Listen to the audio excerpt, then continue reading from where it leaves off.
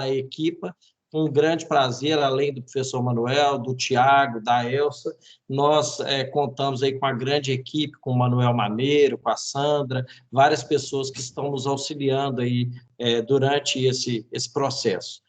Toda a programação foi feita com muito cuidado e com muito carinho para que vocês pudessem desfrutar de um momento especial. As temáticas, elas são temáticas relacionadas às áreas de atuação da nossa escola, basicamente. O Turismo de Portugal ele é muito amplo e ele trabalha com outras tantas áreas que talvez não estejam nessa primeira edição contemplados, mas, de qualquer maneira, nós lançamos agora recentemente o curso de Turismo de Natureza e Aventura, que é um curso de nível 5, e já estamos atuando tanto em nível 5 quanto nível 4, já estamos atuando há mais tempo com as áreas de técnica de restauração e bar, e também a parte de produção de cozinha e pastelaria.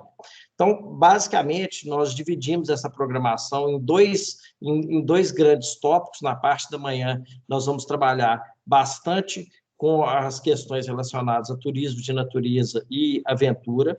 Vamos ter o privilégio também de ter a palestra do professor Inhaque, lá de Sevilha, que vai falar, que inclusive já está aí. Muito bom dia. Buenos dias, que tal? Buenos dias. Bom dia, bom dia. Sim, bom dia, e vai Inhaque. falar bastante sobre a grande experiência que ele tem na escola de Sevilha, de hotelaria de Sevilha, sobre a educação em turismo online, que é uma grande tendência, e a própria pandemia acabou trazendo isso de uma forma muito clara para todos nós. E na parte da tarde nós vamos ter uma ênfase especial com convidados que vão falar sobre a área de restauração, de gastronomia, e tudo isso impactando no desenvolvimento territorial. Então, eu espero que seja um evento muito, muito bom e gostaria realmente de contar com vocês ao longo de todo o dia. As perguntas vão ser colocadas como tem muitos participantes, as perguntas vão ser colocadas no chat e a Elsa vai coordenar esse processo aí, juntamente com os moderadores. Então, gostaria de agradecer a presença de cada um de vocês e espero que seja um excelente evento para todos nós. Muito obrigado. Muito obrigado, Gustavo, também por esta introdução. Eu vou dar também início a uma apresentação inicial, um pouco sobre a escola e sobre o nosso percurso, e depois iniciamos o programa com os nossos convidados e com os nossos oradores. Quero agradecer também aos moderadores o facto de se terem disponibilizado logo desde o início, a todos os oradores.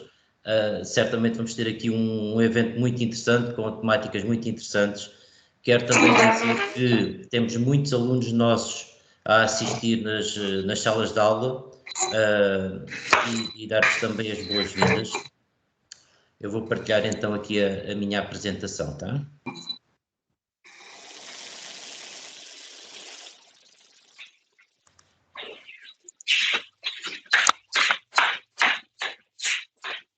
Penso que já estejam a ver a apresentação, não é? Sim, já está. Já está. Pronto, então isto é uma recomendação que nós fazemos sempre no início de cada sessão, de cada evento. Pedimos sempre que desliguem os vossos microfones e quando pretenderem falar ou usar da palavra, colocam a mãozinha no ar e a nossa colega Elsa, que está aqui a coordenar a sessão, dará permissão ou responderá por mensagem às vossas questões. Então, mais uma vez, muito bem-vindos a este nosso primeiro seminário Turismo e Gastronomia. Ele está integrado, como o professor Gustavo disse, nas comemorações dos 15 anos da Escola de Hotelaria e Turismo de Vila Real de Santo António e está a ser trabalhado por uma grande equipa. Como podem ver, estas poucas caras que aqui estão neste slide representam muitas outras que fazem parte, que compõem esta equipa. Já somos cerca de 30 pessoas a trabalhar aqui na escola, e estas pessoas que vocês veem aqui na imagem são as pessoas que me dão uma assessoria mais direta aqui na direção da escola e na gestão da escola. Então, falando aqui um bocadinho sobre a caracterização da nossa escola, é uma escola que abriu no ano letivo 2006-2007 e resultou de uma adaptação de uma antiga escola primária, como vocês puderam ver aqui na imagem inicial, e teve como objetivo principal a ampliação da formação turística e hoteleira e até da área da restauração para toda esta zona do Sotavento Algarvio. Temos aqui pessoas do estrangeiro, só para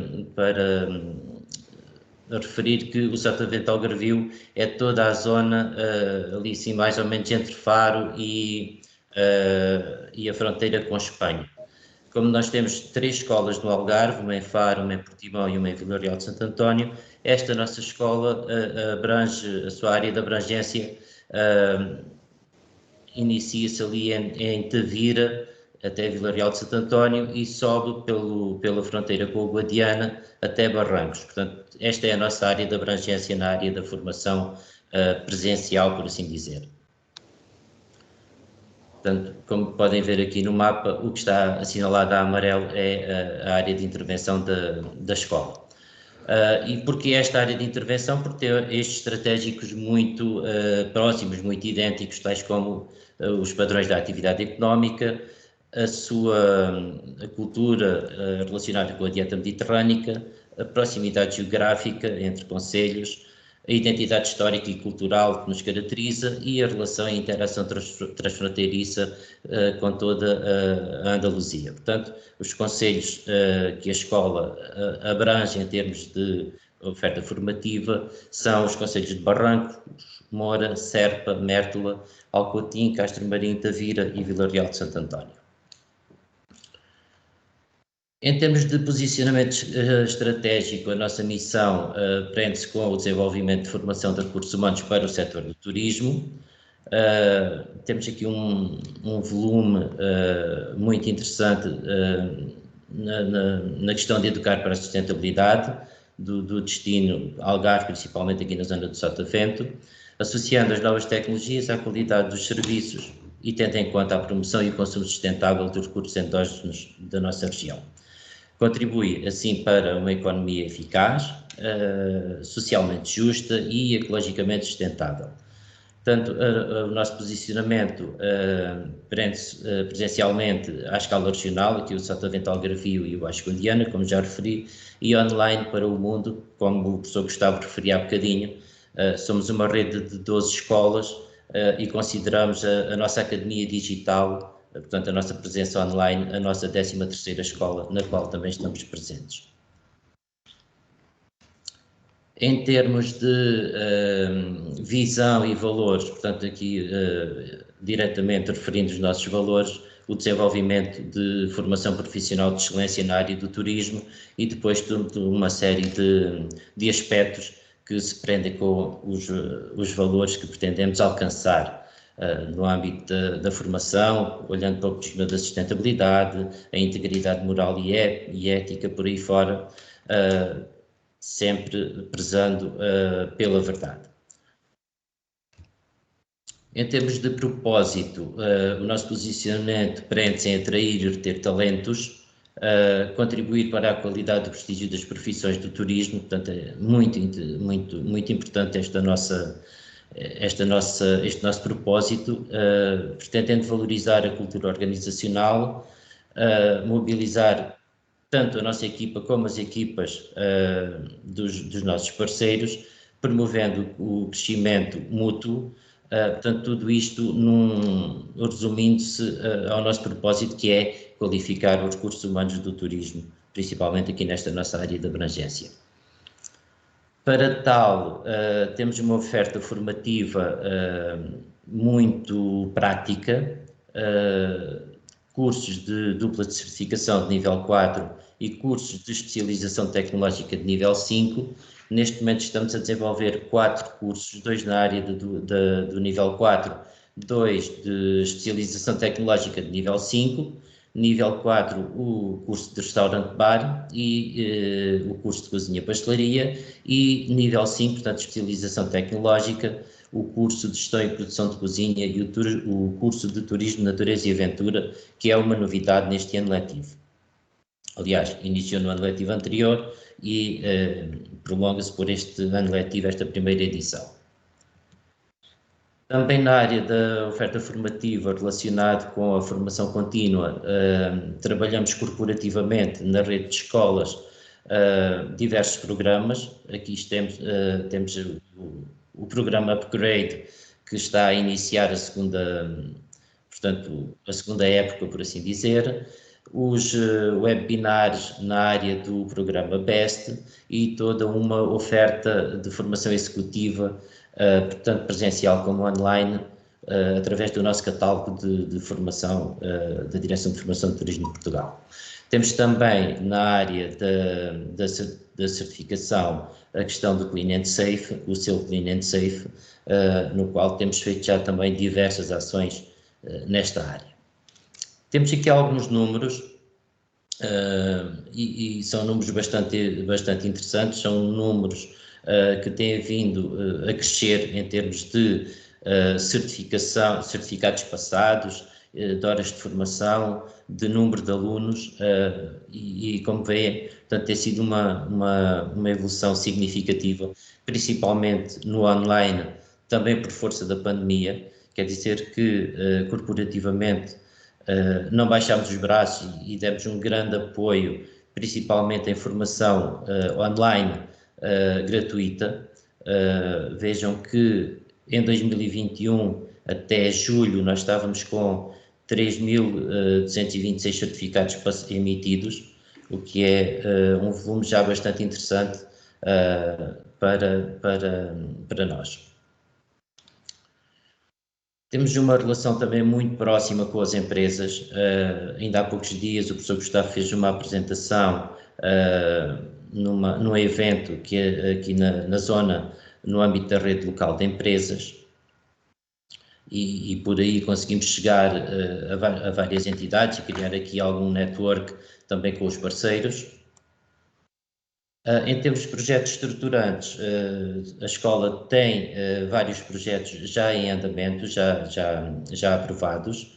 Um deles é o nosso MedLab, portanto, o nosso Clube de Ciência Viva, a que nós apelidámos de MedLab. Portanto, o Clube de Ciência Viva está muito ligado à promoção e divulgação de atividades relacionadas com a dieta mediterrânica portanto, prevê 5 grandes atividades. A primeira delas, lá está, é criar o nosso laboratório de atividades e experiências associadas à dieta mediterrânica, portanto, aquele que nós apelidámos de MedLab, e nesse âmbito já desenvolvemos algumas atividades.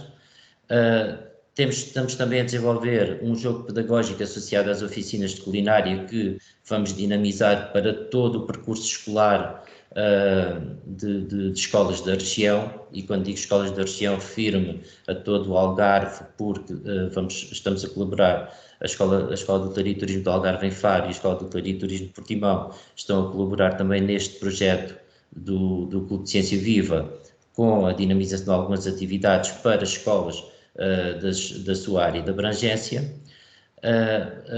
A atividade 3 é precisamente a dinamização dessas oficinas de culinária junto de alunos do primeiro, segundo e terceiro ciclos do ensino regular.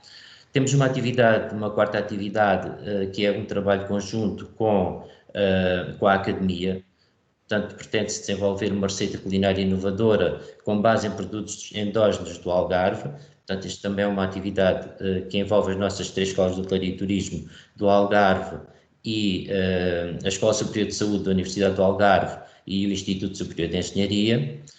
E uma quinta atividade que são as jornadas MedLab, onde pretendemos envolver os nossos parceiros relacionada com, portanto, esta atividade relacionada também com a dieta mediterrânica, numa partilha de experiências associadas à promoção e divulgação da dieta mediterrânica. Este projeto já nos valeu um primeiro prémio que nós nos orgulhamos bastante, que é um prémio corporativo no âmbito do Hospitality Education Awards, como o melhor projeto educacional. E aqui podemos ver a imagem com a recepção do prémio. Neste âmbito também temos desenvolvido já algumas atividades, algumas experiências, experimentações com alguns produtos da região, neste caso o figo da Índia, que nos valeu também um convite da Confraria do Figo da Índia para colaborarmos com eles num direto na Praça da Alegria da RTP1. Aqui há algumas imagens, tanto na área da culinária como na área do restaurante e bar, bem como o convite da Câmara Municipal de Tavira para regularmente termos demonstrações no mercado municipal e aí promover os produtos da região e dinamizar a economia local. A segunda atividade que vos falava é o jogo pedagógico. Dar-vos aqui só uma noção daquilo que é o jogo pedagógico.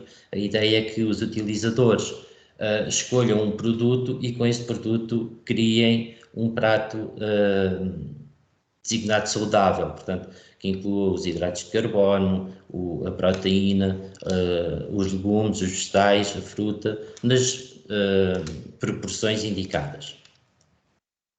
Portanto, no fundo, estas 5 atividades resumem-se aqui neste slide: equipar a sala do projeto, tanto com o equipamento laboratorial, desenvolvimento do jogo pedagógico e as oficinas de culinária, bem como a criação e desenvolvimento de uma receita inovadora e as jornadas MedLab. No âmbito da sustentabilidade, trabalhamos muito, portanto, a dinâmica das aulas muito virada para a prática de atividades sustentáveis. Desenvolvemos também alguma formação nesse âmbito. Temos o nosso projeto Ecoescolas já no 2º ano de aprovação com a bandeira verde, e trabalhamos muito também a responsabilidade social e o voluntariado, tanto corporativo como com os nossos alunos e com as nossas equipas. Portanto, dentro dos 17 Objetivos de Desenvolvimento Sustentável, nós integramos nas nossas atividades uma responsabilidade para a dinamização de 10 desses objetivos. Eles estão aqui presentes. Eu depois posso deixar esta apresentação com a nossa colega Elsa, e vocês podem sempre solicitar esta apresentação para ficar para vós. Em termos de internacionalização da nossa escola, estamos com algumas interações muito interessantes. Neste caso, a nossa integração em 2 associações de escolas de hotelaria e turismo, a AEHT e a Eurodip, que muito recentemente integramos o Executive Board desta associação, e vai ser uma mais-valia muito grande, principalmente para os nossos alunos. Também com o Instituto Internacional de Hospitality Education em Goa, na Índia. Portanto, isto é uma colaboração corporativa, tal como no Northern Alberta Institute of Technology, no Canadá, bem como projetos Erasmus Plus, neste caso uma candidatura que temos com escolas em Espanha, Itália e Alemanha, designado de Cooking Dreams, bem como a nossa integração na plataforma OSCO, sendo uma mais-valia também muito interessante para a internacionalização dos nossos alunos.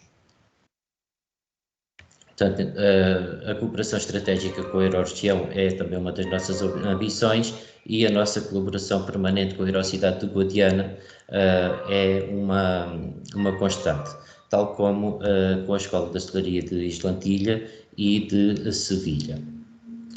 Portanto, o Cooking Dreams, que eu vos falava há pouco, pretende desenvolver algumas atividades também no âmbito do desenvolvimento gastronómico, da dinamização da dieta mediterrânica e da criação de atividades portanto, que envolvam a coesão territorial, a cooperação e o empreendedorismo. Falando em empreendedorismo, falando em inovação, portanto, os nossos cursos são cursos certificados, neste caso pela UNWTO, os cursos de nível 5, portanto, os cursos de certificação nível 5. Temos contactos efetuados também para integrar projetos de colaboração win-win, nomeadamente projetos de investigação na área da formação, da sustentabilidade, do destino e da proteção e valorização dos nossos recursos naturais e dos produtos endógenos, em especial com a Direção Regional da Agricultura do Algarve e outros parceiros da região. Também a produção de conteúdos apelativos e inovadores com experiências enogastronómicas, de natureza e aventura, de cultura e património, que integram a realidade virtual e a realidade aumentada, que é um dos nossos objetivos também. Em termos da relação com os nossos stakeholders, nomeadamente na área da educação, do emprego e do turismo, nós temos uma Comissão Regional de Formação em Turismo. Quando digo nós, refiro-me às 12 escolas da Rede de Escolas do Turismo de Portugal. Integramos o Conselho Municipal de Educação de Vila Real de Santo António, integramos o Agrupamento de Escolas de Dom José, somos membros do Conselho Consultivo, também fazemos parte da Comissão de Recurso da Comissão Vitivinícola do Algarve, somos confrades de honra da Confraria do Atum, integramos o Conselho Local de Ação Social aqui em Vila Real de Santo António e a Eurodip enquanto membros do Conselho Executivo. Portanto, aqui algumas das nossas parcerias, da nossa relação com os nossos stakeholders, tanto a nível nacional, como regional, como local e até na área da internacionalização e colaboração com a academia. Aqui faço referência às duas associações internacionais das quais somos membros, portanto, a Associação Europeia de Escolas Hoteleiras e a Eurodip. Em termos de perspectivas futuras, portanto, todo este caminho que nós estamos a fazer leva-nos a criar expectativas muito interessantes para o futuro. Até porque essas expectativas, normalmente, nós dizemos que elas devem ser baseadas portanto, em investigação, e nós temos feito muita investigação na forma como temos estado a desenvolver a nossa atividade, envolvendo os nossos parceiros, envolvendo a nossa comunidade escolar. Eu apresento-vos aqui os resultados de uma metodologia que utilizámos há bem pouco tempo, ainda durante a pandemia, que foi o Índice de Prioridade das Ações aplicado aos nossos estudantes e a toda a nossa comunidade escolar para perceber onde é que poderíamos melhorar. E isto levou-nos aqui a conclusões muito interessantes sobre as quais já estamos a aplicar medidas de melhoria nessas áreas identificadas. Portanto, em termos de perspectivas futuras, temos trabalhado também muito naquilo que nós chamamos de laboratórios colaborativos em equipa, nesta questão de perceber como é que o território nos vê e como é que nós podemos ser úteis para o território. E então chegámos aqui a algumas conclusões muito interessantes sobre a forma como queremos que o território nos veja e, de certa forma, mostrando também que estamos preparados para trabalhar com os agentes locais nestas áreas, nomeadamente no aproximar os agentes económicos entre si e na interação com a escola, na melhoria da qualidade educacional, na valorização social, na cooperação com o ensino superior, nomeadamente na investigação científica aplicada, também promotora de sustentabilidade no seu todo, de maneira geral, também de forma impulsionadora do estilo de vida mediterrâneo. Gostaríamos que nos vissem como a escola como um agente ativo no destino, eu diria mesmo um hub de conhecimento, de conectividade e de internacionalização. Portanto, uma referência na formação turística inicial, contínua, na formação à medida para as empresas e na capacitação empresarial. Portanto, tudo isto faz parte de uma estratégia que nós idealizamos, que estamos a pôr em prática e que é alvo sempre de melhoria contínua. Portanto, queremos que esta nossa escola seja uma escola com visão de futuro, que promova o desenvolvimento territorial sustentável, e foi para isso, e é para isso que nós temos uma análise SWOT que é regularmente revisitada e melhorada. Temos muita atenção aos nossos parceiros, aos nossos stakeholders. Queremos que a escola seja, na verdade, uma mais-valia para o território, e para isso é preciso um plano de ação. E esse plano de ação não envolve só a escola, envolve todos os nossos parceiros. Como dizíamos aí há dias, numa das nossas apresentações, há que monitorizar a qualidade e o desempenho em contínuo. Há que priorizar as ações, portanto,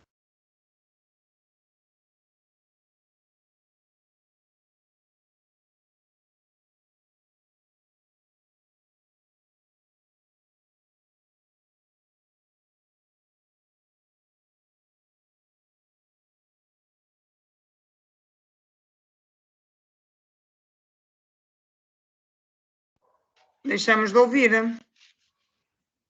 Deixámos sim, vamos tentar perceber o que se passa. Deve ter sido uma falha na internet eventualmente, mas deixámos de ouvir. Obrigada. O professor Manuel Serra e ele está com a imagem estática, portanto deve ter sido algum problema. Oh, Elsa, Sim. vocês pagaram a internet, a última fatura? Não. Opa, não sou eu que faço, temos que perguntar à Anabela, mas eu quero crer que sim. Então vê lá isso. Se calhar pode estar aí, está bem? Eu acho que sim. Eu não sei. Eu tenho aqui o Sr. João Pontares com a mão no ar. Provavelmente a pergunta será para o professor Manuel Serra. Ora, ele está a sair neste momento. Mas se for algo que o possamos esclarecer, se quiser questionar...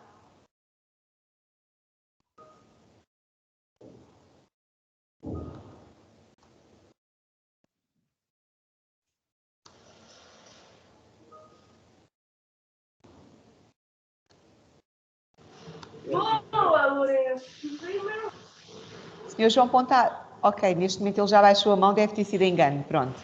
Então vamos só aguardar um bocadinho para ver se conseguimos... Estou de volta. Voltou? Voltou. Conseguem ouvir-me? Okay. Conseguimos perfeitamente, então... Eu peço imensa desculpa, não sei o que é que se terá passado, mas estava no último slide já ou estava em algum anterior? Não, estava no último slide. Muito bem. Então, só para terminar,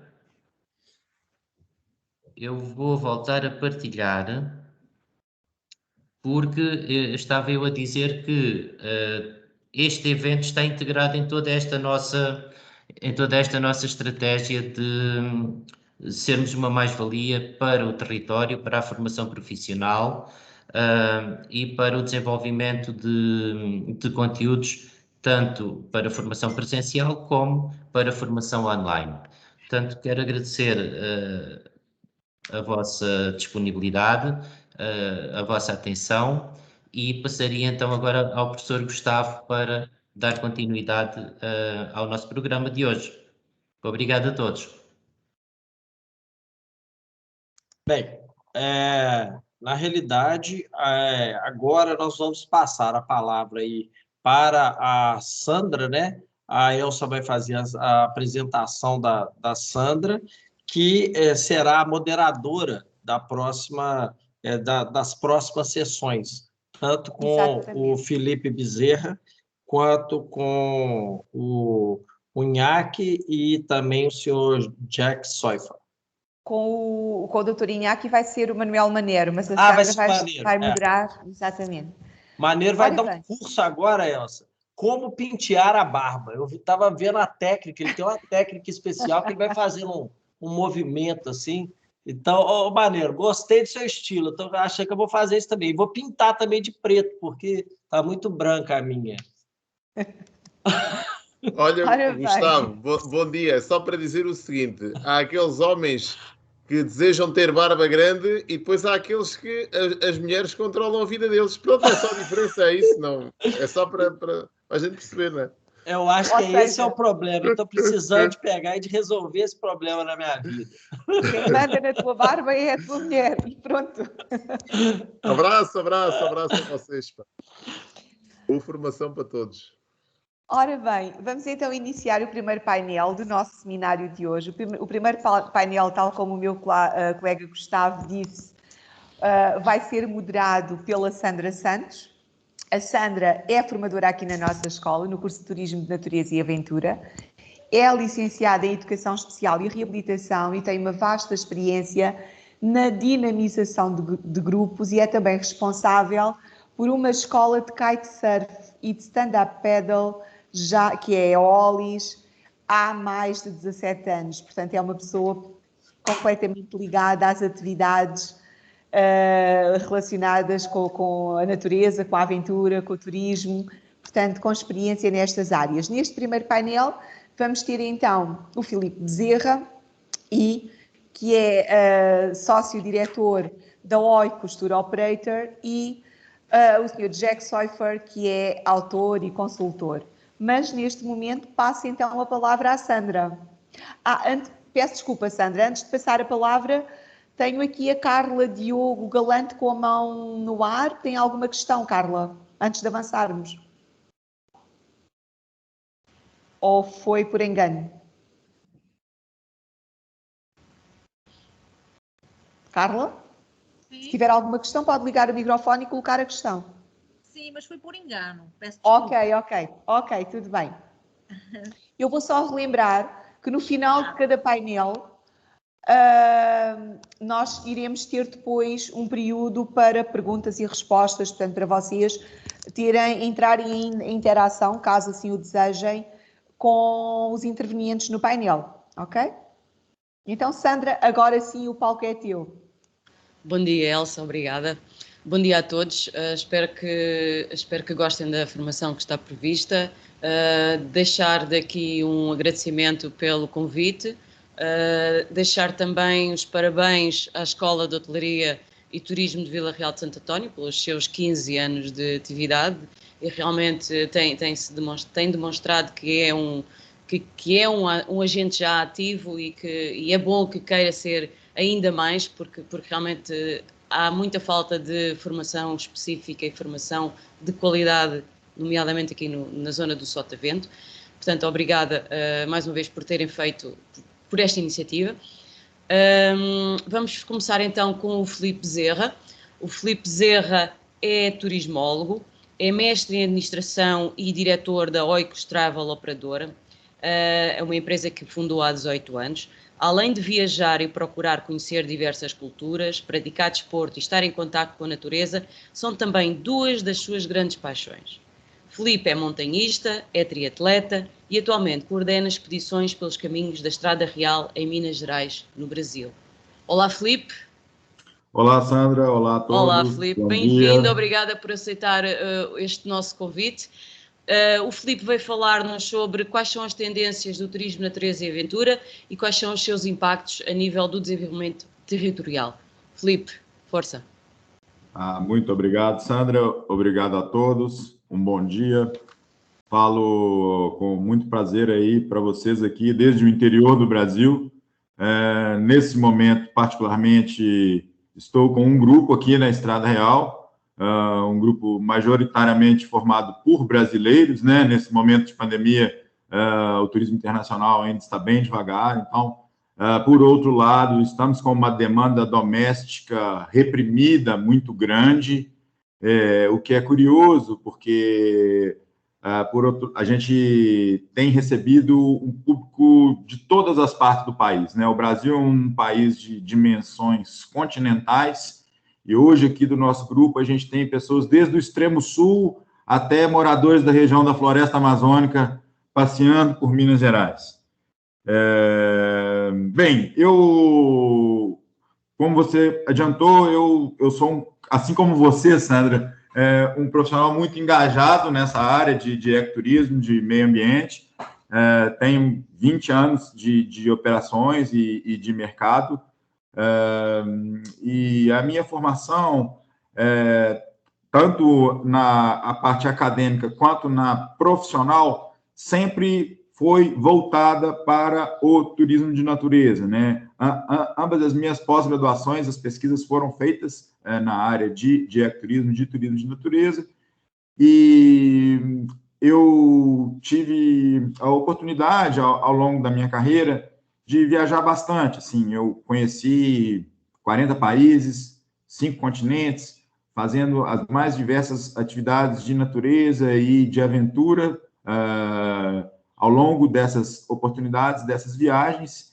E hoje eu resolvi compartilhar aqui um pouco com vocês dessa minha experiência regional, onde nós estamos num processo de operação de um produto novo, que é a Estrada Real, e que ele se desenvolveu nesse panorama de uma necessidade de reinvenção dos nossos negócios, né? Uma vez que a nossa empresa sempre foi voltada para o turismo emissivo, né? A gente sempre enviou os turistas brasileiros para atividades de natureza e de aventura ao redor do mundo.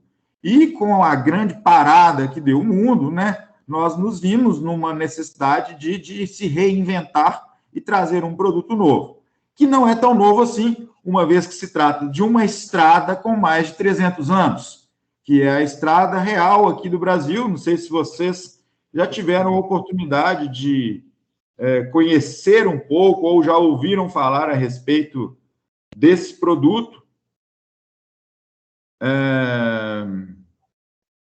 Bem, vou buscar aqui, então, tentar compartilhar o meu PowerPoint.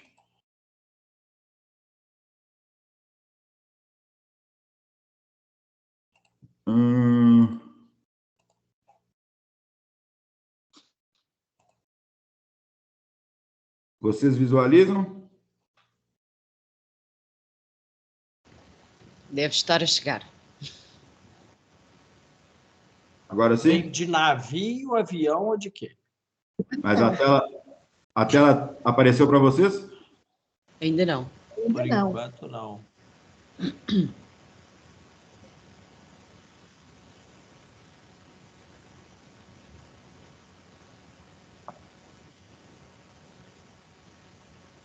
Pronto, agora sim. Vindo. Agora sim. Legal.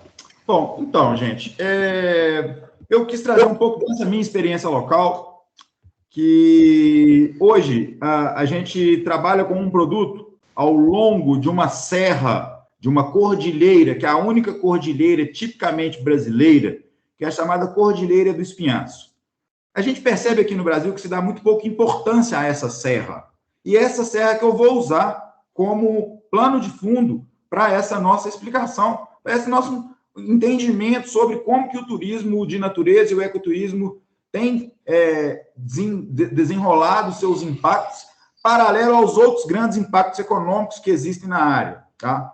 A Serra do Espinhaço, que é essa cordilheira propriamente dita, cordilheira brasileira, ela tem 1.100 quilômetros de extensão no interior do país. E dessa serra, que foi originária, todas as riquezas, todo o ouro e diamante que escoaram do Brasil para Portugal na época da colonização. Se deu dessa região, do interior do país, que é uma serra antiquíssima, com mais de 2 bilhões de anos, e que ela preserva raízes culturais extremamente interessantes nessa mistura do africano, do europeu e dos indígenas. E hoje é uma grande reserva ambiental com diversas unidades de conservação, por um lado, mas que, por outro lado, mantém atividades industriais mineradoras de larga escala. Então, é essa dualidade que eu vou discutir hoje aqui, sobre essa ocupação do espaço entre as unidades de conservação e as áreas de mineração, e como que isso tem sido feito como que isso se dá hoje em dia aqui no Brasil. E, para isso, nós vamos usar uma pequenina cidade aqui de Minas Gerais, chamada Conceição do Mato Dentro. É um nome peculiar, né? Que, assim como boa parte aqui do nosso interior de Minas, ela se dá em homenagem a uma santa, que é a Nossa Senhora da Conceição. E esses termos de Mato Dentro é uma coisa que faz parte da importância geográfica da Serra do Espinhaço. Porque quando a gente avalia a distribuição dessa montanha entre sul e norte, ela exerce um papel de divisão de bacias hidrográficas e de transição de vegetação, uma vez que tudo que está a oeste da Cordilheira do Espinhaço é bacia do Rio São Francisco, que é um dos principais rios brasileiros, é o Rio da Integração Nacional, e é vegetação chamada de cerrado, que é a savana brasileira, ao passo que tudo que está a leste do Espinhaço são águas que vão verter para a região sudeste do Oceano Atlântico e a área de influência de Mata Atlântica, que é a nossa floresta tropical. Diferente da floresta equatorial amazônica, nós temos, ao longo do Oceano Atlântico, faixas de floresta tropical. Todas as cidadezinhas daqui do interior de Minas, que estavam para esse lado da Mata Virgem, da Mata Fechada, recebiam esse nome de Mato Dentro. Então, Conceição do Mato Dentro é uma cidadezinha do século XVIII, fundada no 1730, 1740, e que ela recebeu essa grande influência das matas tropicais, das florestas tropicais do Oceano Atlântico. Pois bem, com isso, é fácil de deduzir que é uma região riquíssima em água e também riquíssima em minérios, né?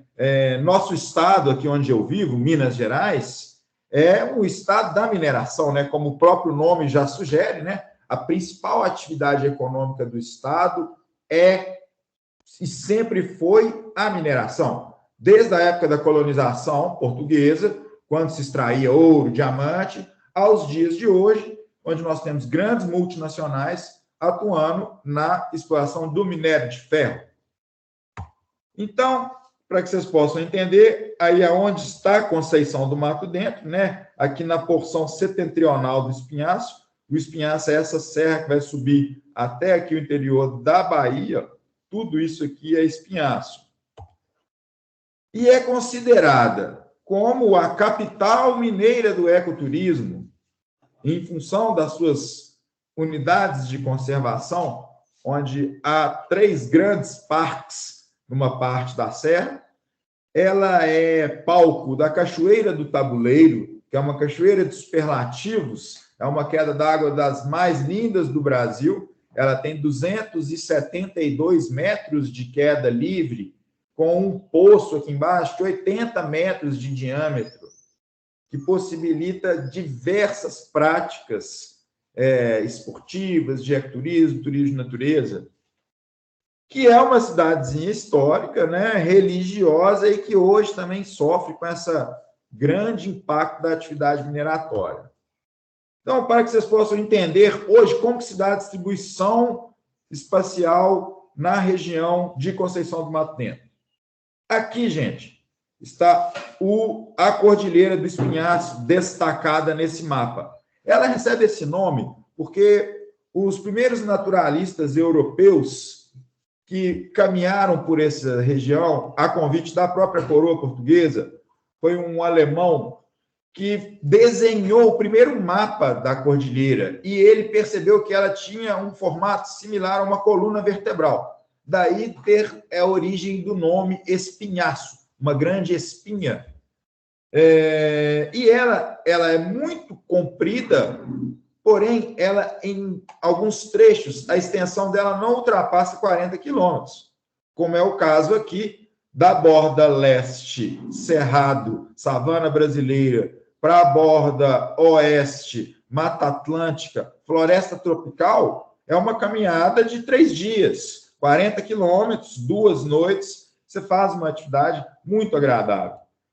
A cidadezinha de Conceição está localizada aqui, no pé da serra, nas baixadas, porque isso também era uma característica da Estrada Real. A Estrada Real, enquanto esse conjunto de trilhas utilizada pela coroa portuguesa para fazer o escoamento das riquezas minerais da nossa região, ela se dava ao longo das partes baixas da serra, obviamente, porque aqui é onde tem os rios, é muito mais fácil você passar com animais em partes planas do que em alto de serra. Então, os núcleos urbanos todos se desenvolveram sempre nas baixadas. E aí, Conceição é uma cidade que nos últimos 10 anos, ela praticamente triplicou a sua população em função da entrada de uma grande empresa chamada Anglo American, que é uma mineradora com sede em Londres, no Reino Unido, e que exerce uma grande influência econômica na região. O nosso governador aqui do estado de Minas Gerais, ele estava semana passada na sede da Anglo American em Londres, anunciando investimentos na ordem de 800 milhões a 1 bilhão de euros aqui na nossa região, que é muito dinheiro para uma cidadezinha de 30 mil habitantes. E, no entanto, em Conceição do Mato Dentro, ocorre uma distribuição do espaço territorial muito interessante e que, assim, a gente não pode deixar de elogiar o que é bom, né? A gente tem que criticar aqui o que é ruim, mas o que é bom a gente também precisa de reconhecer. Porque a atividade econômica é importante, a gente sabe que é muita hipocrisia da nossa parte tentar brigar com uma empresa dessa, ou dos ambientalistas deixar com que isso passe, né? É importante a geração de empregos. A questão é assim, até que ponto?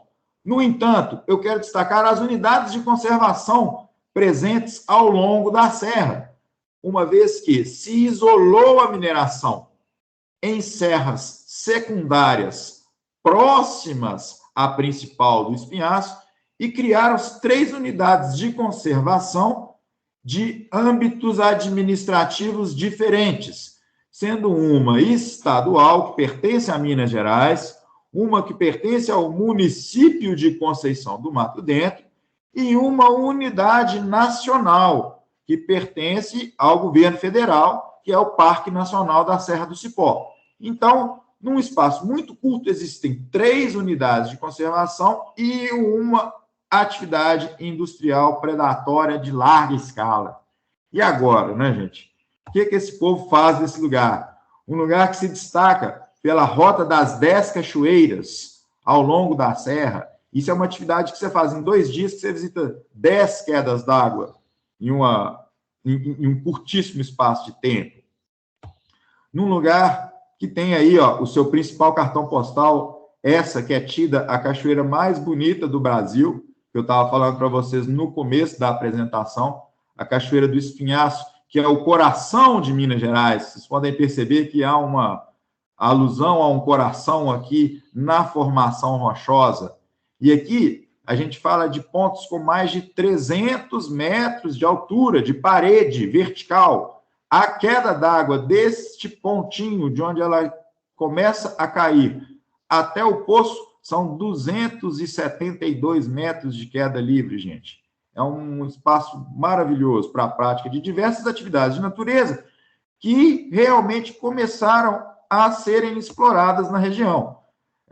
Também existem outros atrativos na mesma serra, né, acompanhando a Serra do Espinhaço, dessas unidades de conservação, como a Cachoeira do Rabo de Cavalo, tem 180 metros. O Cânion do Peixe Tolo, que na época de chuva chegam a se formar mais de 20 cachoeiras dentro dessa formação rochosa, que é super bonito. E vocês podem perceber que, por exemplo, quando eu falei para vocês, cruzamento face leste, face oeste, 40 quilômetros. Então, existem muitas atividades de trekking e travessias. Uma delas, a mais famosa, é a chamada Lapinha Tabuleiro. Aqui também, atualmente, é palco de grandes eventos de bicicleta todo terreno, de mountain bike, né? Agora, no mês de dezembro, Conceição do Mato Dentro vai receber uma edição da Brasil Ride, que é o maior evento de mountain bike da América Latina. Eles têm uma prova principal aqui, que ela conta pontos para a União de Ciclismo Internacional, que é na Bahia, que é uma prova de 8 dias. E agora a Conceição do Mato Dentro vai receber uma prova de 5 dias como evento teste, uma vez que a expectativa é trazer a principal etapa da Brasil Ride, que é a prova de 1 semana, nos próximos anos para o Espinhaço. É um evento que conta com aproximadamente 1.500 ciclistas e mais familiares, etc., e movimenta bastante dinheiro nas regiões, porque é um público que também fica 1 semana ou mais num lugar que geralmente ficariam menos tempo e que tem um ticket médio alto. É uma prova, a Brasil Ride, para que vocês possam ter uma ideia, a inscrição dela hoje, essa prova de 1 semana, ela deve estar na faixa de uns 900 euros. Apenas para você ir lá, fazer força e andar de bicicleta, tirando hospedagem, passeio, pacote, qualquer outra coisa. Hoje em dia também existem muitos eventos de corrida de montanha, de trail running aqui na região. Então, a prática, né, do ecoturismo associada a eventos esportivos tem sido muito presente, como uma maneira também de atrair distintos públicos, né? Não apenas aquele contemplativo, mas também um público mais ativo, um público até competitivo, como é o caso desses eventos de competitividade em âmbito de premiação, né? Como é a Brasil Ride, por exemplo.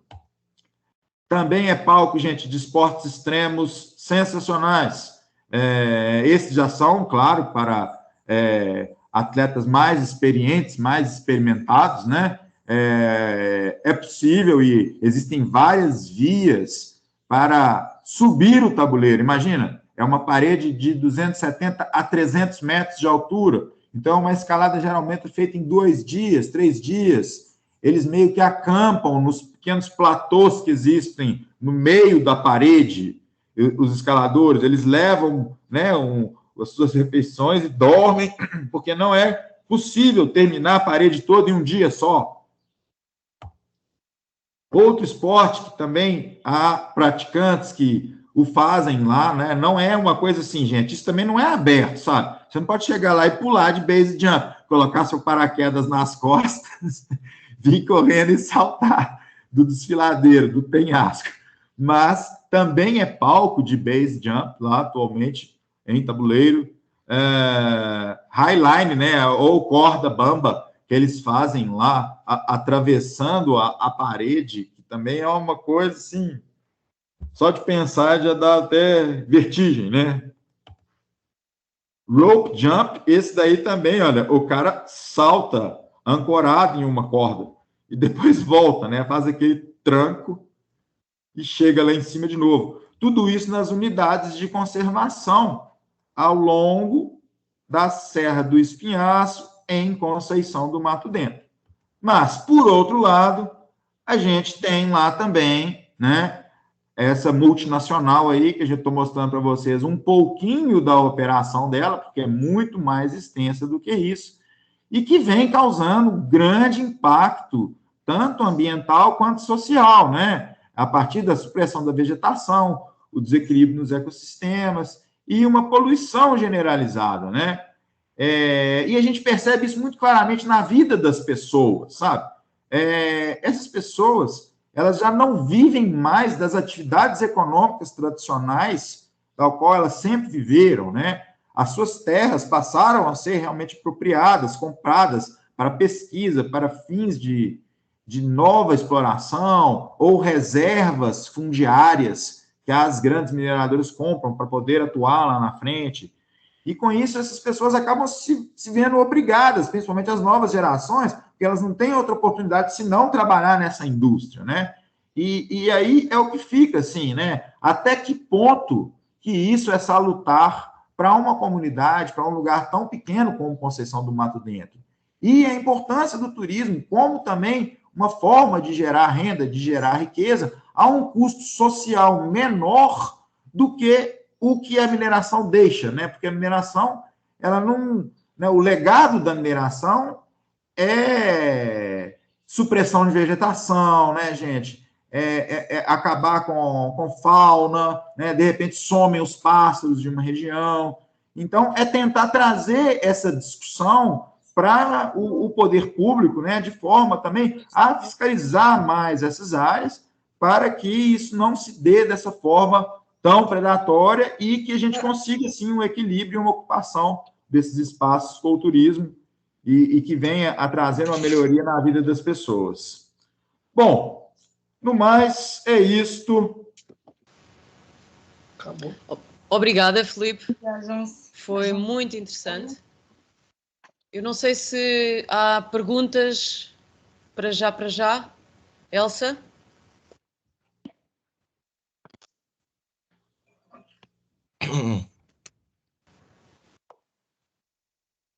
Elsa, temos algumas perguntas? Ou alguém quer...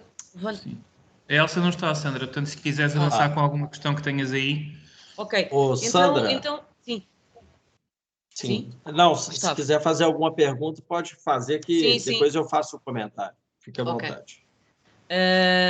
Achei fantástico, Filipe, e não conhecia a Estrada Real e foi muito interessante e inspirador. E realmente todas aquelas atividades extremas, radicais, mesmo levadas ao extremo, são incríveis, não é? Achei muito interessante também o fenómeno que referiste de estarem a ter um turismo de dentro, não é? De brasileiros e que subiu imenso, não é? Em Portugal nós tivemos também o mesmo efeito.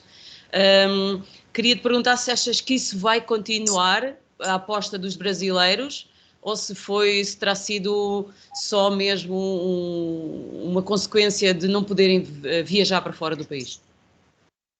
Bem, eu penso que é uma tendência até a médio prazo, porque ainda assim as pessoas se encontram, de certo modo, inseguras em viajar, né, com eventuais mudanças políticas, sanitárias, e paralelo a isso, a nossa moeda recentemente sofreu uma pressão cambial muito grande. Então, assim, o brasileiro está mais pobre, né? Vamos dizer assim, porque o real desvalorizou muito perante ao dólar, perante ao euro. Então, viajar para o exterior ficou de um ano para o outro, repentinamente, 20%, 30% mais caro.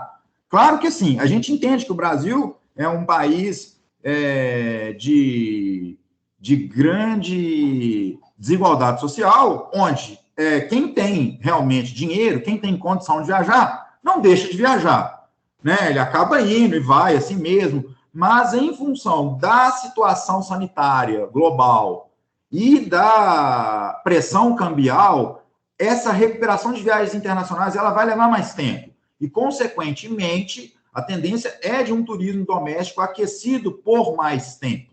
Isso é uma impressão, né, minha mercadológica, sabe?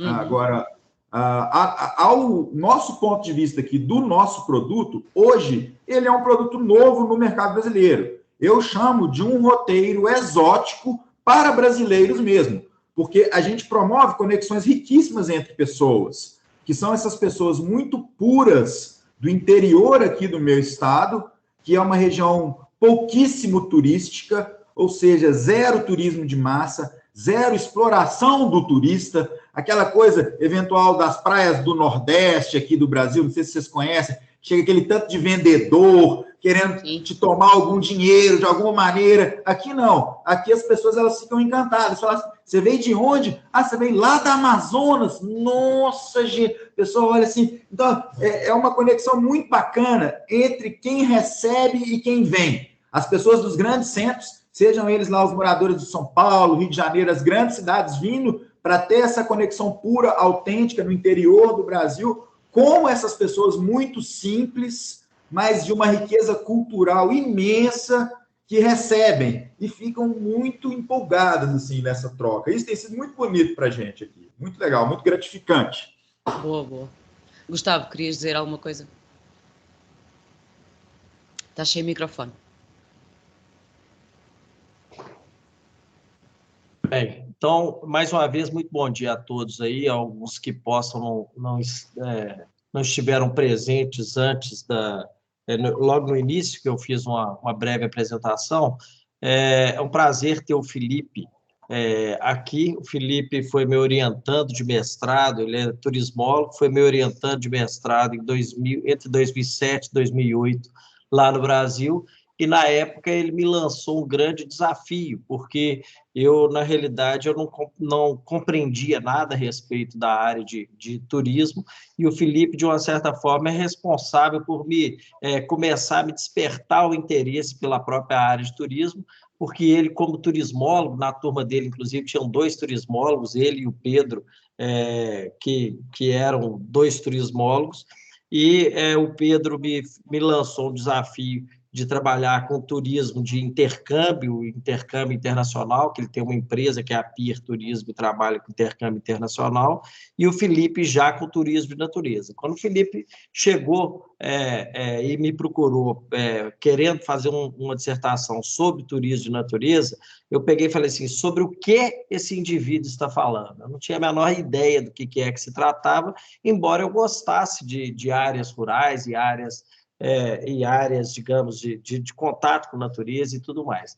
E à medida que eu fui entrando dentro do projeto do Felipe, eu fui me apaixonando aí por essa área, e eu já gostava de pedalar, já gostava de práticas esportivas e tal, e aquilo ali acabou trazendo um relacionamento muito saudável, muito amigo aí com o Felipe. Então, apesar de todos esses anos, foi uma honra escutar o Felipe, ver o amadurecimento da empresa dele, dos projetos que o Felipe desenvolve, porque ele verdadeiramente é uma pessoa que ele não apenas ele é um empresário, um estudioso da área de turismo de natureza e aventura, mas ele é um praticante real da área de natureza, de turismo de natureza e aventura. Então, Felipe, agora eu que vou lançar, aqui em Portugal eles falam, vou lançar um repto, entendeu? Vou lançar um repto, que é lançar um desafio.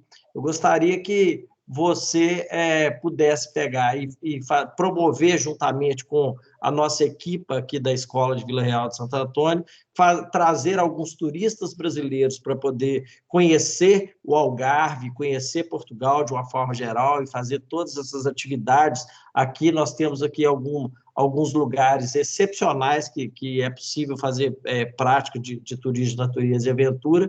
Inclusive, temos toda essa via aqui do Algarve, que vai desde Sagres até Vila Real de Santo Antônio, que dá para poder fazer atividades pedalando e etc. E também as pessoas que se interessarem, procurarem o Felipe pode deixar o contato dele também, para fazer algum tipo de atividade dessa natureza e conhecer essas riquezas que existem aí em Minas Gerais.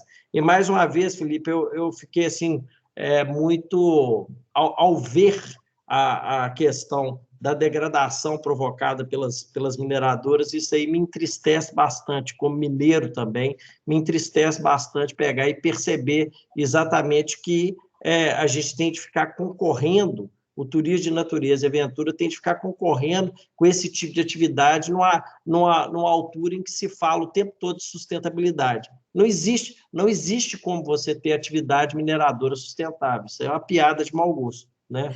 Então, infelizmente, o Felipe não chegou a falar, essa mineradora tem mais de 500 quilômetros de mineroduto que escoa água com minério, desde Conceição do Mato Dentro até no Porto do Açu. Ou seja, imagina você sair do Algarve e ir até o Porto levando água dos rios de uma cidade para escoar minério. Então, realmente, não há como falar de sustentabilidade dessa forma. Então, acho que o Felipe é um guerreiro de pegar e de estar trabalhando com esse tipo de atividade. Queria te parabenizar e, se tiver algum comentário, Felipe. Oi, Gustavo. Mais uma vez, muito obrigado aí, satisfação em vê-lo novamente. Eu acho incrível a ideia, vamos amadurecê-la, sim, a gente tem bastante demanda para esse tipo de produto aí no Algarve, né, esse tipo de atividade, então, para nós vai ser um prazer a gente pensar num grupo aí, quem sabe, para primavera do ano que vem, né, entendo que tem que ser em uma época quente, né, um verão, algo assim, fazer um roteiro de multiatividades, de repente, né, com caminhada, com bicicleta, um roteiro ativo, mas não necessariamente para atletas, né, que termine ali tomando um bom vinho, né, uma boa comida, uma boa gastronomia. Então, acho a ideia sensacional, bem como também fica o convite para recebê-los aqui, para fazer conosco a Estrada Real. A gente tem esse projeto que é uma road trip, mas na realidade é uma off-road trip, né, uma vez que a gente percorre esses caminhos originais, históricos, todos em 4x4. E é interessante na viagem, porque nós contrapomos o tempo todo, né, essa questão de passado, presente e futuro, a mineração como foi, a mineração como é, e o que vai ser, e as comunidades envolvidas nesse processo. Então, é uma viagem muito enriquecedora nesse sentido. E, de fato, a questão da mineração é aquela coisa, né, é uma atividade que gera muito dinheiro, né, o lobby da mineração na política é fortíssimo. Então, o que nos resta é tentar fazer esse trabalho de formiguinha e, através do ecoturismo, aumentar o nível de consciência ambiental das pessoas, né, que é um dos princípios básicos da nossa atividade, né, é fazer com que as pessoas entendam em loco, né, a necessidade, a importância da preservação, né, e que não caiam tão facilmente nesse canto da sereia da mineradora, da promessa de dinheiro, que é algo realmente lamentável.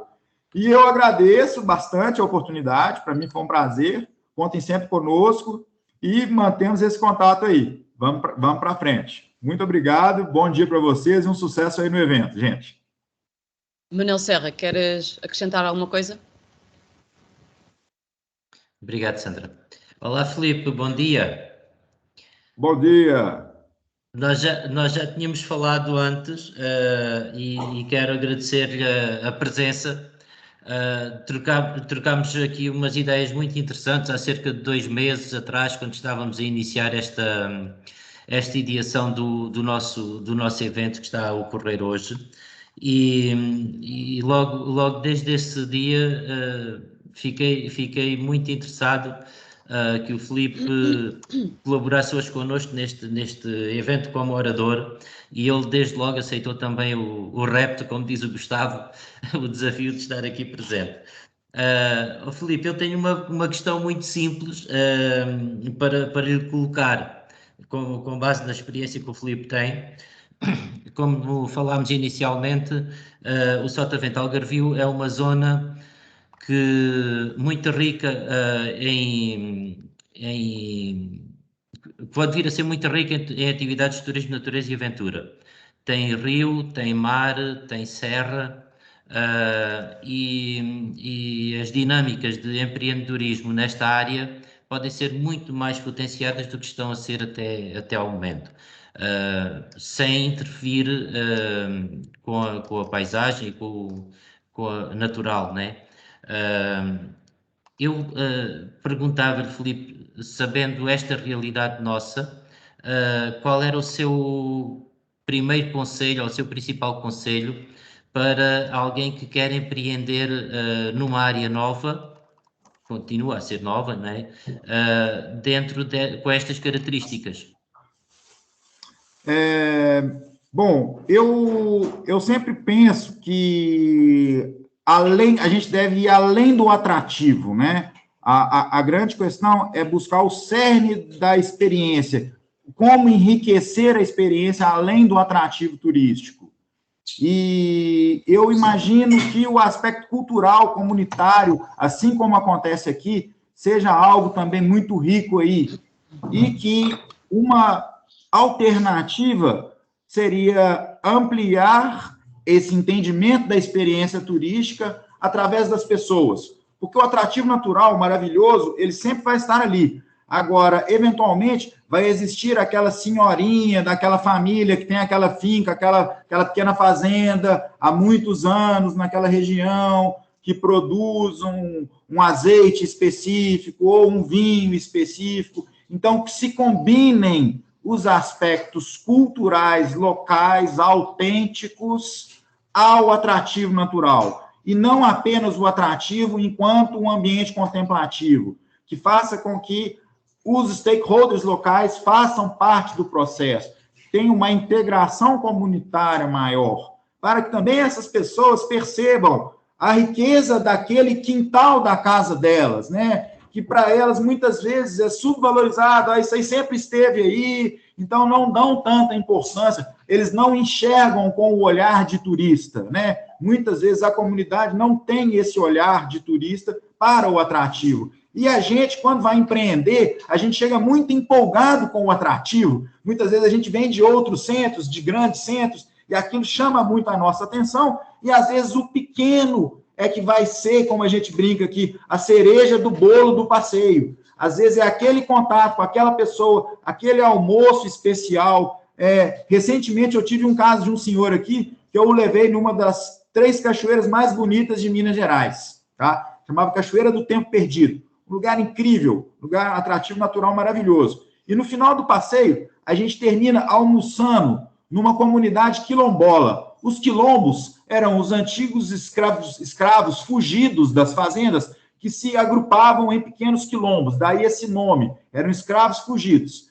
E aí tinha um almoço que era feito em fogão a lenha, não sei se vocês conhecem um fogão a lenha, é um fogão à base de fogo, de madeira, etc. E um dos nossos clientes, ele entrou nessa casa onde a gente iria almoçar, e ao invés dele se servir, ele sentou na mesa e começou a chorar. Aí eu cheguei do lado desse senhor, né, para ver o que estava acontecendo, se estava tudo bem. Aí ele virou para mim e disse assim, não, Felipe, está tudo ótimo. É que quando eu entrei nessa cozinha, eu senti o cheiro lá da cozinha da minha avó. E aí isso me tocou, isso me emocionou.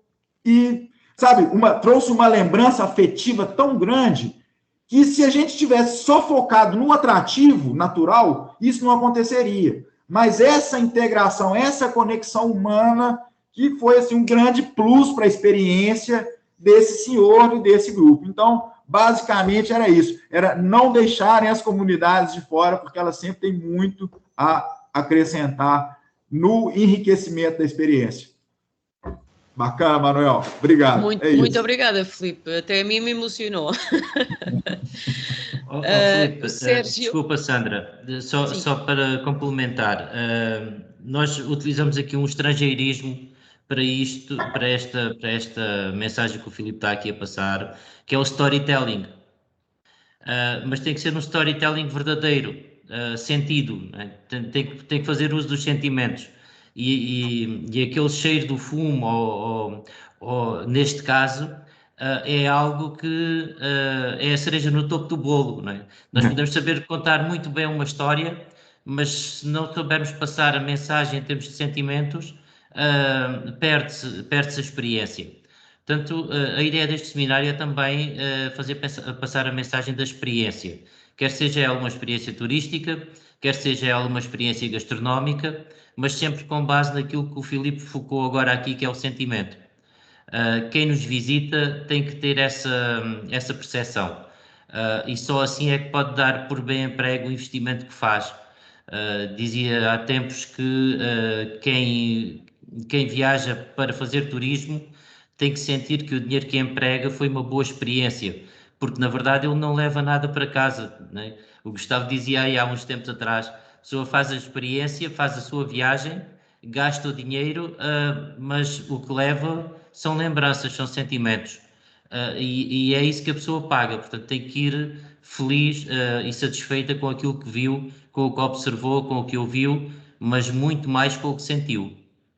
Portanto, obrigado, Filipe, pela participação, foi muito bom, gostei muito. Eu que agradeço, professor Manuel, pela oportunidade. Sandra, o Sérgio... Temos o Sérgio que queria dizer alguma coisa. Sim. Sérgio, consegues intervir?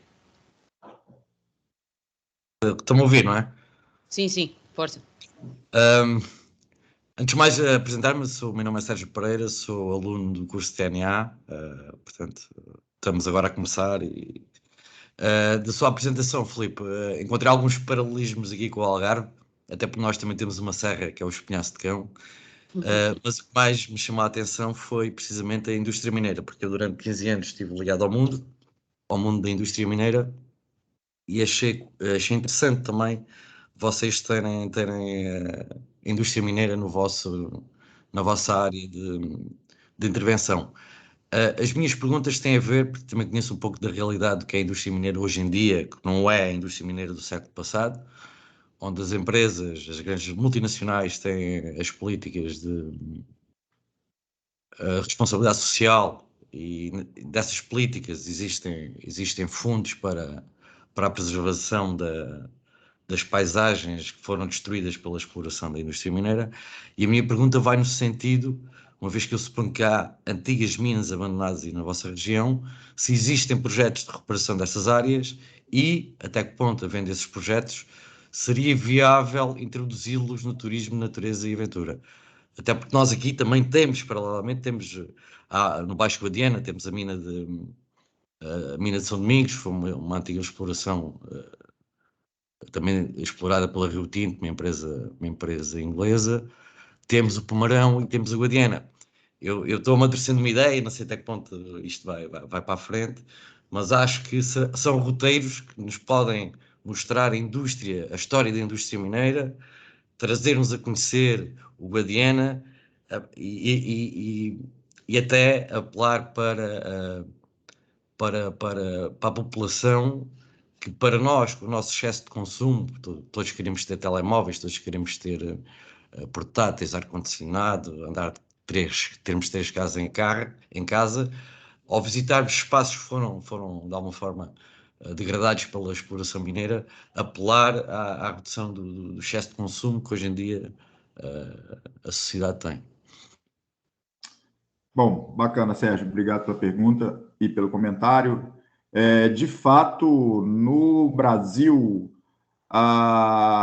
o restolho, vamos dizer assim, né, o que sobra da mineração, são áreas que ficam isoladas. Elas, por mais que elas entrem num processo de recuperação ambiental, é algo que geralmente não se é acessado. De fato, existem muitos recursos financeiros que são realocados por essas empresas através, geralmente, do poder público. São as chamadas verbas compensatórias, né, que são as indenizatórias e compensatórias, de certo modo, né, que vêm através do royalty da mineração.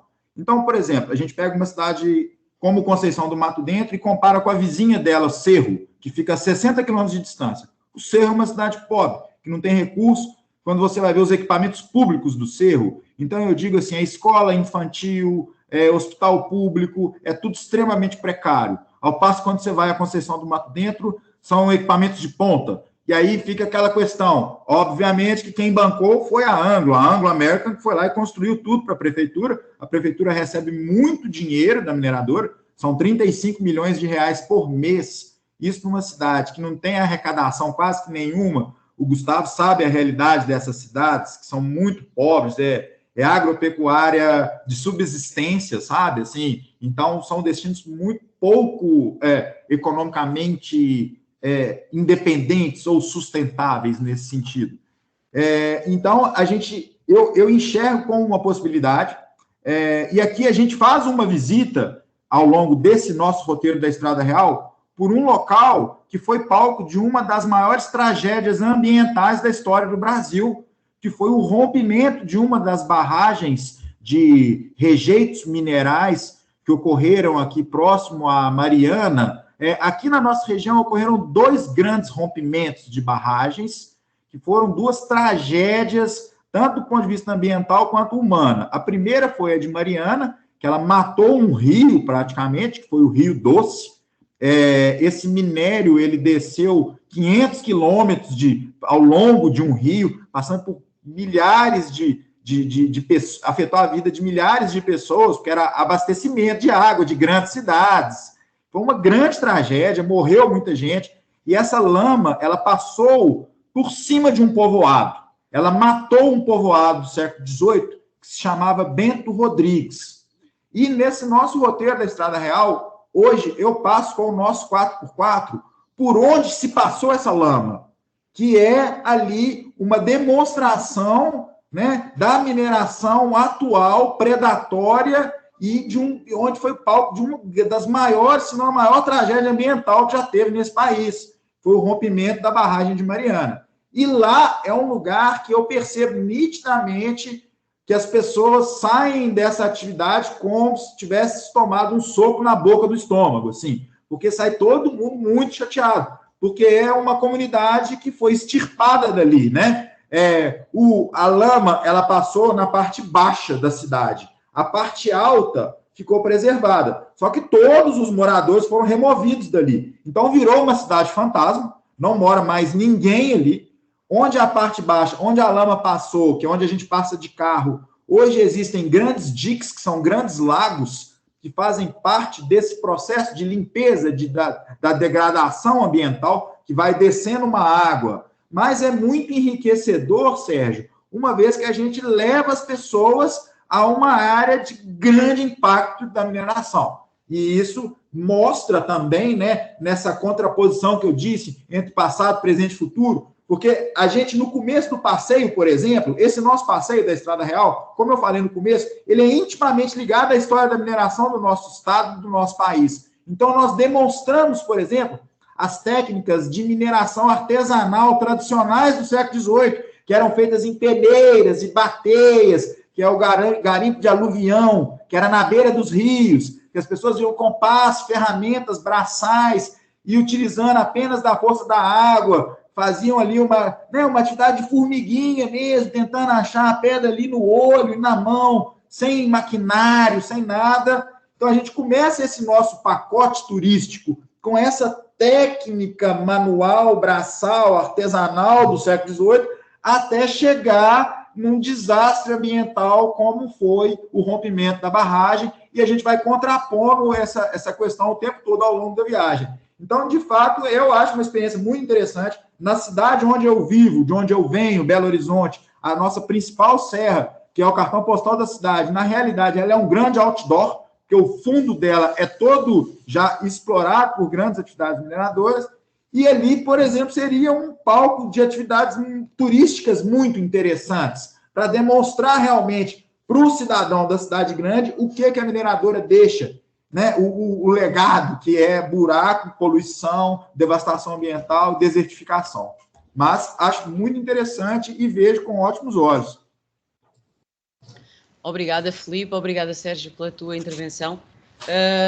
Para sairmos disto com um feeling mais ligeiro e mais leve, gostava de pôr uma última questão, assim rapidinho, porque acho que estamos um bocadinho acima do tempo, em relação ao turismo como indústria do futuro, e como tu falaste de tentar sensibilizar mais as próprias populações das pequenas cidadezinhas.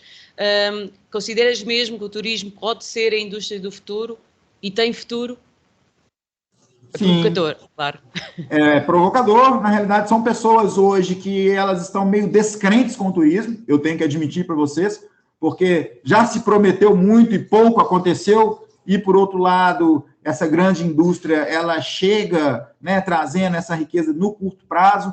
No entanto, eu percebo que, com a pandemia, os valores mudaram, né? As pessoas elas estão voltando mais para dentro de si, elas estão mais preocupadas com essas relações sociais, e elas estão novamente receptivas, elas estão abrindo os olhos novamente para a atividade. Eu hoje tenho municípios aqui, por exemplo, que eu tenho grande dificuldade de conseguir esse trabalho de prestador de serviço de guia, por exemplo, de guia local, porque esses meninos, eles estão lá na mineradora, trabalhando lá, batendo marreta lá na montanha, entendeu? Então, assim, há uma dificuldade, mas há uma conscientização. Esse processo está voltando. Eu percebo que, nesse sentido, a pandemia do coronavírus, ela ajuda a nos voltar para nós mesmos, e sim, com uma indústria limpa, com uma preocupação com sustentabilidade, com as novas gerações. Então, eu estou empolgado, estou motivado, estou animado, e enquanto um ator local, tenho tentado fazer a minha parte nesse sentido, e mostrar para essas pessoas que tem um mundo lá fora, além dessa exploração, e que ele pode ser sustentável e gerar renda e riqueza para todos, né?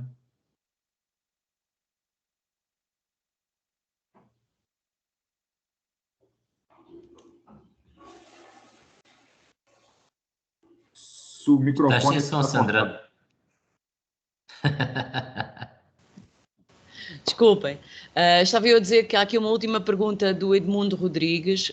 Que conselho dá ao Sérgio para promover este produto no mercado internacional? Portanto, imagino que o eventual produto de tal visita aos parques mineiros abandonados.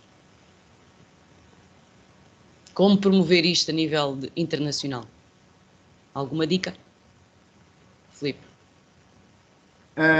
Bem, eu também voltaria aí ao produto de experiência, né? E sendo algo complementar a uma experiência maior, né? Então, assim, você tem que contextualizar isso, né? Então, vamos trazer de onde veio, para onde vai, né? E aí sim direcionar a mercados que não vão buscar essencialmente por isso, mas isso é um plus dentro daquele conjunto de experiências, né? Eu acho que é um nicho muito restrito, uma questão muito delicada de se trabalhar isoladamente, né? Então, se você compõe a experiência comunitária como uma atividade ao ar livre, de caminhada, de cicloturismo, etc., em regiões que sejam área de influência, área predatória, e aí sim você pode fazer uma extensão. Mas não vejo como sendo o produto principal. O produto principal, ele tem que ser, talvez, uma coisa mais experiencial, uma coisa mais local, né? E isso ser um adendo, né? Uma forma de trazer a público, né? A conhecimento de quem visita essas realidades locais.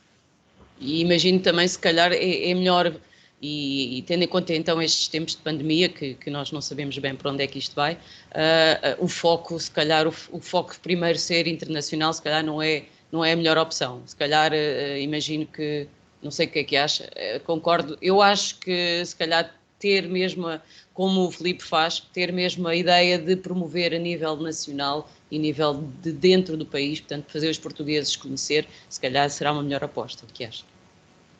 Sim, mesmo porque muitas vezes eles mesmos não sabem dessa realidade, né? E que está aí tão próxima, né? E que pode fazer com que mude a consciência sobre a atividade em si, né? E, em essência, é um dos nossos princípios, né? Enquanto atividade econômica organizada, o ecoturismo, ele propicia isso para os seus participantes, né? Esse aumento de consciência ambiental. Então, é fundamental da nossa parte, né? Enquanto gestores de ecoturismo, promover isso ao nosso cliente, né? E nada melhor que mostrar também o lado ruim, né? Uma vez que a gente sempre só leva para reservas, né? E lugares atrativos belos, né? Para que eles vejam essa realidade, né? Do que fica. E pensar no nosso consumo, né? O que a gente precisa para consumir, né? Às vezes menos é mais, né? Então, repensar toda a nossa escala de consumo. Sem dúvida. Filipe, não sei se alguém quer acrescentar uma última questão antes de fecharmos. Sandra, sim. Eu queria fazer um comentário. Estou assim, meio ardendo com esse comentário, que é o seguinte: nós estamos numa época em que se fala o tempo todo de sustentabilidade, de COP26, de aumentar a sustentabilidade do turismo e etc. e tal. E, na realidade, em grande parte, e não me entendam mal, mas grande parte dos grupos e dos próprios países que preconizam tudo isso, e a gente está envolvido com esse tipo de coisa aqui em Portugal, dentro da sustentabilidade, dentro da Empresas 360, da sustentabilidade e tudo mais, mas o grande desafio é que grande parte, digamos, das pressões que existem para aumentar a sustentabilidade vem dos mesmos países que exploram economicamente esse tipo de atividade numa série de lugares do mundo, como acontece no Brasil, como acontece na África, como acontece numa série de lugares. Então, enquanto franceses ou ingleses estão fazendo pressões internacionais para aumentar a sustentabilidade, as explorações minerais dentro desses países, digamos, em desenvolvimento, elas vão acontecer e continuam acontecendo da mesma forma, da mesma maneira. Então, é bastante complexo essa discussão para que ela não entre no âmbito da hipocrisia entendeu? É muito importante a gente pegar e ter esse tipo de consciência. Eu acho que o Felipe trouxe esse problema e essa dualidade, essa dicotomia, toda isso para que a gente possa pegar e refletir. Nós estamos falando de sustentabilidade aonde? É no mundo ou é sustentabilidade no quintal da nossa casa? Entendeu? Se a gente estiver falando de sustentabilidade no mundo de uma maneira geral, nós precisamos de repensar as ações não apenas nacionais e regionais e locais, mas também das grandes multinacionais. Porque esse tipo de atividade, como o Felipe falou, entendeu? Nós vivenciamos no nosso cotidiano.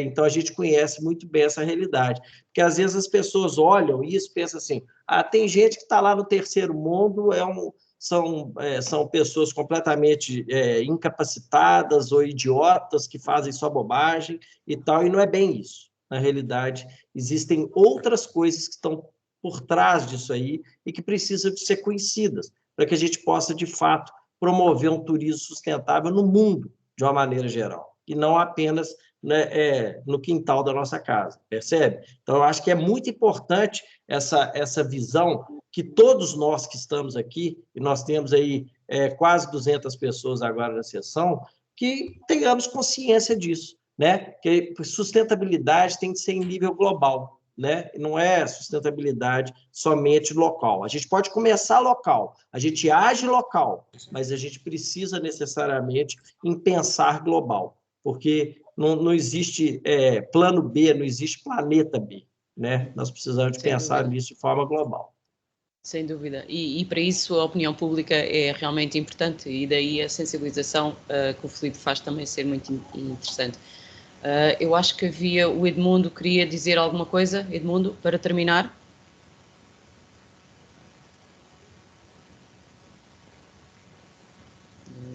Se calhar foi erro. Felipe, muito obrigada por tudo o que nos trouxe, foi muito elucidativo, foi muito interessante. Espero que continuem bem aí na estrada real e a divertirem-se e a viverem experiências únicas que realmente é o que nos faz falta e é o que nos faz crescer e é o que nos engrandece. Muito obrigada, Felipe. Eu que agradeço, Sandra, Gustavo, Manuel, foi um prazer e espero que a gente possa, em breve, nos conhecer também pessoalmente, seja no Algarve ou seja aqui no Espinhaço. Foi um grande prazer e tenham todos um ótimo seminário por aí. Obrigada. Muito obrigada, Filipe. Muito obrigada, Sandra. Vamos fazer agora uma pequena pausa, portanto, para café, um pequeno coffee break até às 11h15. Às 11h15 voltamos então com um novo convidado. Até já. Até já. Só dizer que a sessão não vai ser desligada, portanto, quem quiser permanecer com a câmara desligada e o som, estão à vontade. Sim, eu vou manter a sessão iniciada o dia inteiro, portanto, não têm que sair para depois voltar a entrar, podem continuar aqui. Até já.